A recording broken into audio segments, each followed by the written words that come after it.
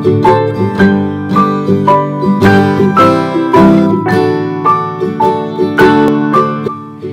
à tous, me revoici dans une vidéo pour répondre aux questions de la foire aux questions. Donc, la vidéo que j'avais postée il y a plusieurs jours. Merci à toutes les personnes qui ont posé des questions. Des questions plutôt. J'ai pas noté les pseudos, mais je pense que les personnes se reconnaîtront. Hein. Et donc je vais y répondre maintenant. Alors, mettras-tu tes enfants sur YouTube ? Ça ne me dérange pas. Je pense que oui. Sachant que je ferai attention à ce que je mettrai, bien sûr. Hein. Mais en soi, non, ça me dérange pas. J'ai pas d'avis contre en fait. Ensuite, feras-tu un baby room tour? Alors, j'aimerais bien, mais pour le moment ça va pas être possible en fait parce que alors je pourrais faire un baby room tour de la chambre de Jeanne, hein, c'est sûr, qu'elle va partager avec son petit frère. Donc le truc c'est que là elle est un peu en mode pas fini du tout. En fait on a emménagé il n'y a pas très longtemps, finalement il y a 4 mois dans cet appartement. Donc avant on était dans un, comme je vous l'ai déjà dit, dans un tout petit studio, enfin studio, avant on était dans un tout petit F2. Du coup on avait beaucoup moins de meubles et là on a encore, il nous faut encore patienter un peu avant de pouvoir meubler tout ça et décorer. Et surtout pour bébé Graine, je vais pas pouvoir faire vraiment de room tour parce que les premiers mois il dormira avec nous. Donc je peux à la rigueur vous montrer son berceau, mais enfin je vous l'ai déjà montré en vidéo, donc je vois pas trop l'intérêt, sachant qu'il n'y a, pas de déco, il n'y a rien de foufou en fait dans notre chambre pour lui. Comment vis-tu cette deuxième grossesse? Est-elle différente de la première? Cette deuxième grossesse est vraiment très différente. Déjà parce que elle s'est fait attendre plus longtemps. Et aussi parce qu'elle est plus douloureuse, plus fatigante, épuisante. Déjà parce que je suis maman déjà, donc j'ai une petite fille qui demande beaucoup d'attention, d'énergie. Et j'ai pas vraiment de répit. En fait quand on vit sa première grossesse, on pense qu'à soi et à son bébé. Donc même si on n'est pas bien ou quoi, du repos c'est facile d'en avoir. Le truc c'est qu'à partir du moment où on est déjà maman, ça devient de plus en plus difficile. Et j'imagine que ceux qui ont 3 enfants, 4 enfants, 5 enfants, 6, 7, j'en sais rien, doivent vraiment sentir la différence. Voilà, après ça dépend des âges. Hein. Moi je vous dis, ma fille là, je suis tombée enceinte, elle avait même pas 12 mois, donc c'était... Après c'est un choix, hein, mais c'est juste que il faut vraiment se dire que ça demande beaucoup d'énergie.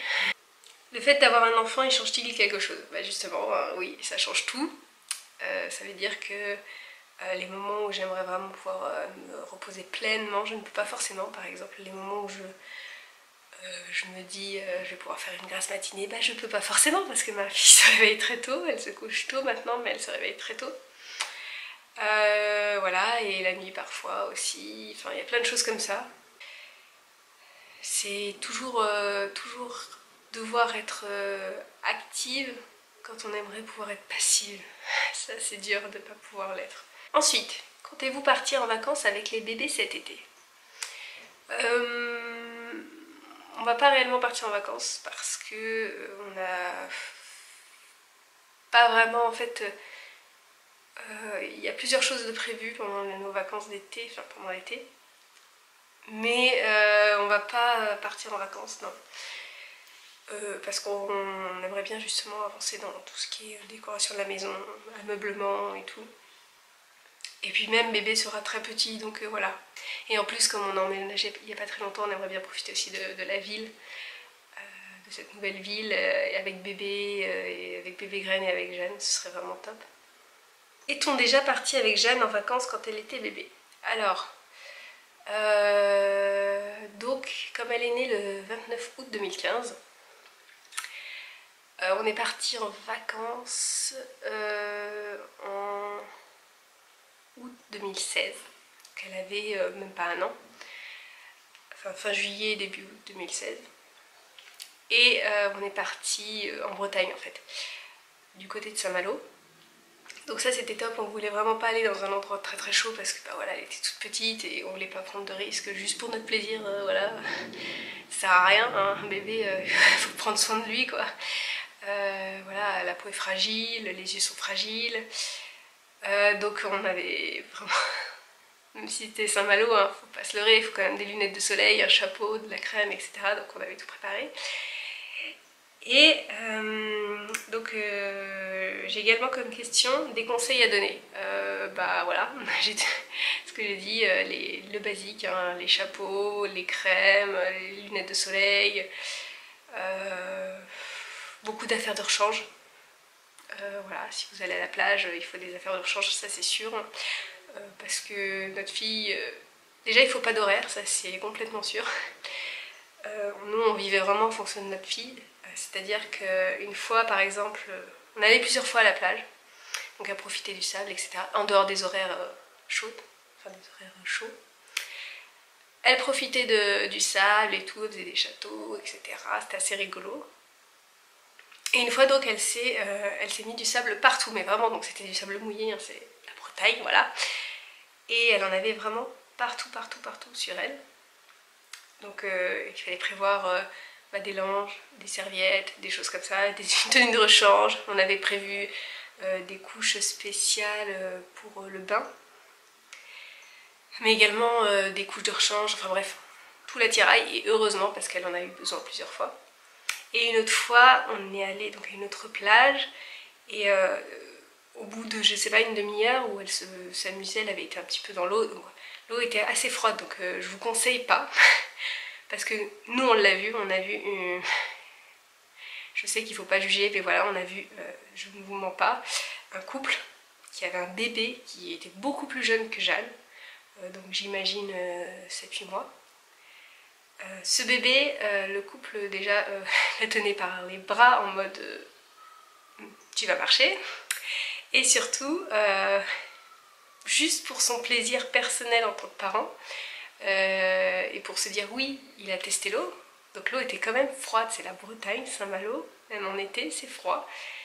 Donc à emmener ce bébé, donc en le tenant par les bras, en le forçant en fait un peu dans l'eau, mettre le corps dans l'eau et se prendre des vagues énormes, gelées. Alors qu'un bébé, quand même, il faut faire attention, je sais pas, je comprends pas en fait ce genre d'attitude. Moi ça m'a complètement scotché. On faisait hyper attention par rapport à Jeanne, qu'elle trempe juste les petits pieds, etc. On lui mettait un petit peu d'eau sur le corps, on y allait vraiment doucement. Alors que eux, ils s'en fichaient royalement. Ils arrivaient avec leur bébé comme ça, ils le tenaient par les bras et en mode tu vas prendre ta vague et hop, c'est rigolo. Et ça, j'avoue que je comprends pas ce genre d'attitude. Enfin bref, parenthèse fermée. Pour moi, ça c'est pas possible. Donc oui, je disais, et une fois on est allé à la plage, et donc elle s'était un tout petit peu baignée, comme je vous dis. Elle avait joué avec le sable, et là aussi elle avait plein de sable partout, elle était trempée et tout. Et d'un seul coup, retournement de situation, elle s'est mise à pleurer. Pleurer, je pense qu'elle était en fait, c'était pas la chaleur, c'était rien en fait. C'est juste que elle devait pas aimer la sensation, enfin le mouillé, le sable, tout ça sur elle. Ça a dû j'imagine la saouler, on va dire. Et elle a commencé à pleurer de désespoir, du coup on est parti tout de suite. Donc en fait, faut vraiment pas avoir d'horaire, faut pas se dire oui, on va rester 3 heures à la plage, votre bébé, il est pas bien. On s'en va. Nous on écoutait vraiment ce qu'elle ressentait. Et voilà, donc on l'a ramenée et tout allait bien après. Et après, dans les choses, dans les autres conseils, je sais pas ce que je pourrais dire à part, je sais pas, ne rien oublier, hein, c'est-à dire des petites choses comme demander s'il y a un lit parapluie là où vous allez,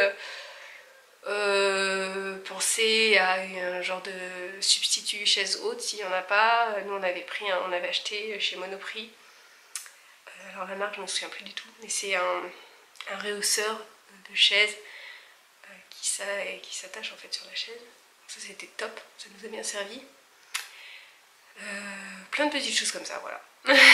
Mais si vraiment il y a besoin, moi je peux faire une vidéo sur les vacances de Jeanne à la mer quand elle avait 1 an, il n'y a pas de souci, ça me dérange pas. As-tu allaité Jeanne et vas-tu allaiter bébé Graine? Alors ça c'était ma grande question. Déjà pour Jeanne, je m'étais quand même posé les questions parce que ce qui m'a vraiment freinée, je vais être honnête, c'est le fait de reprendre le travail après quoi. Au bout de 2 mois, voilà. Et encore j'avais posé des congés donc j'ai dû laisser Jeanne à l'assistante maternelle 2 mois et demi. Et ensuite j'ai repris le travail finalement à presque 3 mois. Donc, mais je vous avoue que c'est un énorme frein et je pense que c'est un frein pour beaucoup de mamans de se dire que on a envie d'allaiter, on peut pas forcément parce que voilà, on n'a pas envie d'un coup de devoir tout arrêter juste pour le travail. Et surtout, je me voyais pas tirer mon lait en fait. Pour moi, c'était pas possible. Donc, puis il y a plein d'autres facteurs aussi qui ont fait que voilà, je ne me voyais pas allaiter et je le ferais sûrement pas. Et avec le recul, je suis assez contente parce que mon mari a vraiment pu profiter aussi il a pu créer en fait un lien avec Jeanne assez rapidement parce que le problème de quand on allaite c'est que, faut pas se leurrer, c'est que la maman elle est à 100% à disposition pour son bébé, pour ses besoins nutritifs. Je pense vraiment que le biberon ça aide à créer un lien entre le papa et bébé et c'est top. Et en plus faut pas se leurrer non plus, c'est que l'avantage c'est que à la nuit vous n'êtes pas seul. C'est-à-dire que en pleine nuit, si bébé réclame à manger, papa il peut amener le biberon. Donc ça c'est cool. Parce que quand vous êtes très fatigué, parce qu'il y a les désagréments de l'accouchement, qui se prolongent sur des semaines après l'accouchement, et quand vous avez la fatigue qui s'ajoute à ça, plus le baby blues, enfin moi j'avais la totale, hein, bien sûr vous imaginez le truc. Et je peux vous dire que ça aide bien quand le papa il peut se lever pour aller faire le biberon et lui donner, enfin vraiment c'est cool. Donc pour bébé 2 j'ai hésité aussi et je pense que je vais faire un peu la même chose pour les mêmes raisons, voilà. Et d'autres raisons aussi, voilà. Ensuite j'ai une autre question, c'est tu travailles dans quel domaine? Donc je travaille dans le web, voilà la réponse. Ensuite tu es dans quelle région? Jusqu'à fin septembre nous étions à Paris, avec mon mari et ma fille, et mon bébé Graine dans le ventre. Et nous avons déménagé en région centre, dans le Loiret. Voilà. Depuis quand ta fille va à la crèche? Elle va à la crèche depuis début janvier. Avant, elle était chez une assistante maternelle dans notre ville, dans le Loiret. Et avant ça, elle était chez une assistante maternelle à Paris, voilà, à côté de 2 rues de chez nous. Voilà. Et enfin, dernière question, combien d'enfants aimerais-tu avoir? Je vous avoue que je ne pourrais pas répondre maintenant parce que actuellement la grossesse est assez dure. Voilà, après avoir un enfant c'est vraiment génial, le fait d'être enceinte c'est une chance, c'est un bonheur, moi je le conseille à n'importe quelle femme hein, parce que ça change une personne. Moi je pensais jamais avoir autant, parce que malgré les désagréments je peux vous dire que c'est vraiment magique et je trouve que c'est un moment merveilleux que je recommande à toutes les femmes, vraiment, même celles qui l'imaginent pas. Hein. Moi, j'imaginais pas être enceinte, j'imaginais pas me dire oui, je vais avoir 2 enfants. Et voilà, on change et quand on en éprouve le besoin, parce qu'on est bien avec son mari, etc. Voilà, ça se fait naturellement. Et le nombre d'enfants, je ne sais pas. C'est pas l'envie qui peut manquer, c'est plutôt les moyens ensuite. Parce que c'est plus d'enfants, c'est malheureusement plus de moyens à débourser, plus de temps aussi, plus de patience, de fatigue, un nouveau rythme. Donc il faut vraiment voir par rapport à ça, plus que par rapport à son désir personnel, parce que ce serait un petit peu égoïste. Donc je ne sais pas honnêtement, mais quand je vois le bonheur que m'apporte Jeanne, et je suis sûre que, enfin vu le bonheur que m'apporte déjà bébé graine, je pense que ce serait un bonheur aussi d'en avoir d'autres, mais voilà quoi. Ça dépendra pas que de moi. Voilà, j'ai répondu à toutes les questions, je crois. Merci de les avoir posées, ça m'a fait plaisir de vous lire. Et ça me fait toujours plaisir quand vous me laissez des commentaires. J'espère que la vidéo vous a plu. Si vous avez d'autres questions, n'hésitez pas à les mettre sous cette vidéo et je referai une vidéo en question. Je vous fais des bisous. N'hésitez pas à liker la vidéo, hein, bien sûr. À vous abonner à la chaîne. Et je vous dis à très bientôt dans une prochaine vidéo. Salut!